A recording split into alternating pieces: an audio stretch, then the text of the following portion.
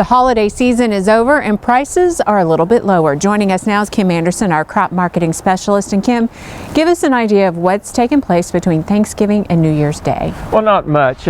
We talked about that time period, said there wasn't much going to happen over it, and it didn't. We had a little price run up as we got into mid-December, and then prices came back down. We ended up on the first of the year right where we started just before Thanksgiving. The first trading day on January the 4th, prices were down 15 cents, and they've been down. They broke an important support line. However, they haven't, they only went down. They're holding it at that next level. We're just going to have to see what happens there. And then what's your wheat harvest price prediction as a result? Well, I've been talking about $4.75 up to this point. Given that prices, the KC July contracts trading somewhere around $4.75. The basis in Oklahoma for harvest deliveries a -40 to a -50. Let's use a -45.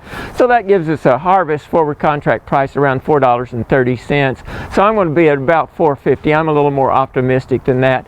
If you look at what it could be, I wouldn't be surprised to see $3.50, and I wouldn't be surprised to see $5.50. Well, what's the difference then between $3.50 and $5.50 besides the obvious $2?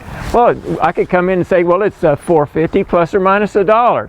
Well, let's talk about that. What would it take to get $3.50 wheat? Well, it's going to take a big harvest. Let's say the U.S. winter wheat, it's only around 1.4 billion bushels. If we had 1.5 or more harvest, that's going to put pressure on prices. If you look at the all wheat, average is around 2.1 billion. If we had a 2.3 or 2.2 or 2.3, that's going to put pressure on prices. If we have a big crop and protein's low, say less than 11%, that's going to put pressures, that's going to raise that basis. The last time we had low protein wheat, that basis got up over $1, or if we have poor quality. All of those could result in prices going down, and for prices to get below 4, I think we've got to have a relatively high basis. If you talk about $5.50 wheat, we're going to have a short crop. You're talking about all winter wheat production, 1.2 billion, maybe 1.25, something like that. All wheat down around 1.8, 1.9 billion bushels.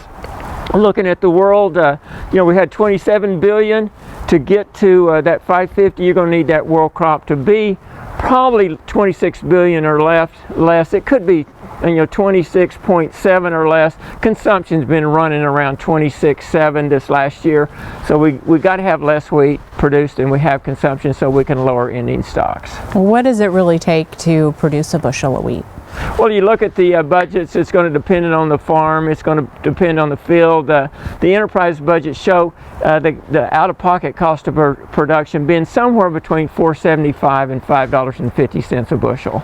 Should producers then think about forward contracting for harvest? Well, if it's going to cost me $4.75 to $5.50 to produce it, and I can forward contract it for $4.30, I don't think so.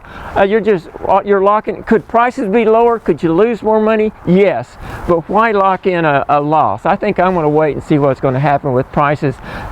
The market price cannot stay below the cost of production over a long period of time. Now, we talk about 2 years. You go in 2008 and 2009, we had 23 months with it below, near, at, or below the cost of production. That can happen, but it has to come back above the cost of production, or we're not going to produce it. And then last but not least, the new supply and demand report will be out soon. Any predictions on that?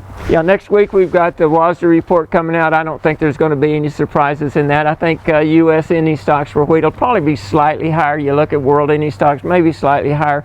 We're going to have the stocks report. We've got definitely more crop in the bin than we had last year. And you look at the planting. Now that's what everybody's going to look at, is how many acres of wheat do we have planted.